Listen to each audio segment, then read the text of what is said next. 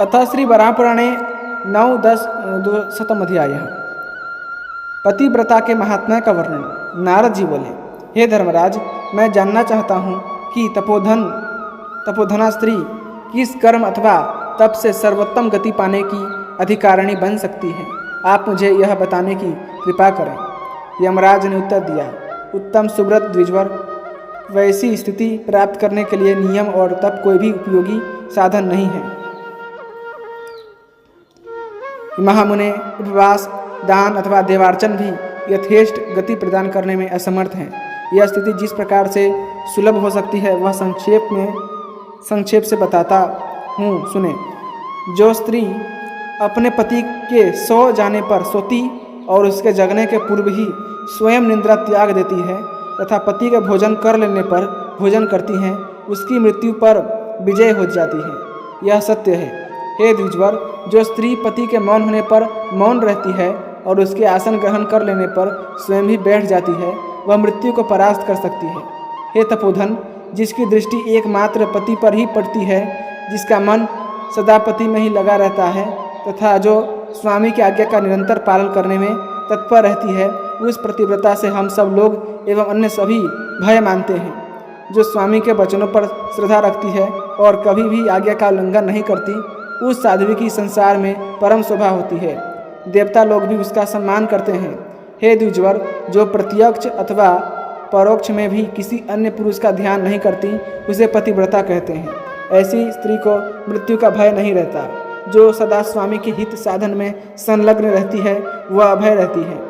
ब्रह्मानंदन, जो पतिव्रता पति की आज्ञा का सदा अनुसरण करती है, वह मृत्यु के द्वारा जीती नहीं जा सकती। यमराज ने कहा, हे द्विजवर, जो स्त्री पति के विषय में यह विचार करती है कि यही मेरे लिए माता पिता भाई एवं परम देवता हैं, सदा पति की शुश्रूषा में संलग्न रहती है, उस पर मेरा कोई शासन सफल नहीं होता। स्वामी के ध्यान और उनके अनुसरण अनुगमन के अतिरिक्त जिसका एक क्षण भी व्यर्थ चिंतन में नष्ट नहीं होता है, वह परम साध्वी है।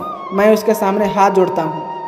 जो स्वामी के विचार के बाद अपना अनुकूल विचार प्रकट करती है, उस पतिव्रता को मृत्यु का आभास नहीं देखना पड़ता।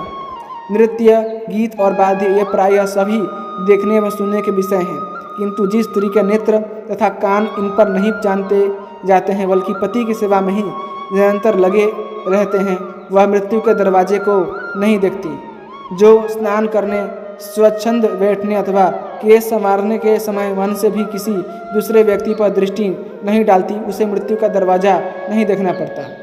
हे द्विजवर, पति देवता की आराधना कर रहा हो अथवा भोजन में संलग्न हो, उस समय भी जो चित्त से सदा उसी का चिंतन करती रहती है, उसे मृत्यु का द्वार नहीं देखना पड़ता।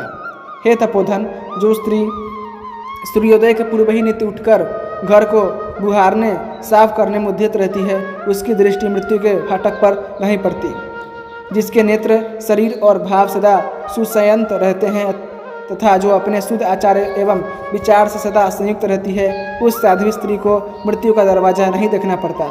जो स्वामी के मुख को देखने, उसके चित्त का अनुसरण करने अथवा उसके हित में अपना समय सार्थक करने में तत्पर रहती हैं, उसके सामने मृत्यु का भय नहीं आता। हे द्विजवर, संसार में 80 मनुष्यों की ऐसी अनेक स्त्रियां हैं जो स्वर्ग में निवास करती हैं और जिनका देवता लोग भी दर्शन करते हैं। वही पतिव्रता मेरे सामने विराजमान थी। भगवान सूर्य के द्वारा पतिव्रता की यह महिमा सुनने का मुझे अवसर मिला था। हे विप्रवर, उन्हीं की कृपा से ये सभी गोपनीय रहस्य भरी बातें यथावत मेरे कर्णगोचर हो गई हैं। तभी से मैं पतिव्रताओं को देखकर उनकी भक्तिभाव से पूजा करता हूँ। इति श्री वराहपुराणे 9-10 अध्याय संपूर्णम। इसी के साथ श्री वराहपुराण का 209वां अध्याय संपूर्ण हुआ।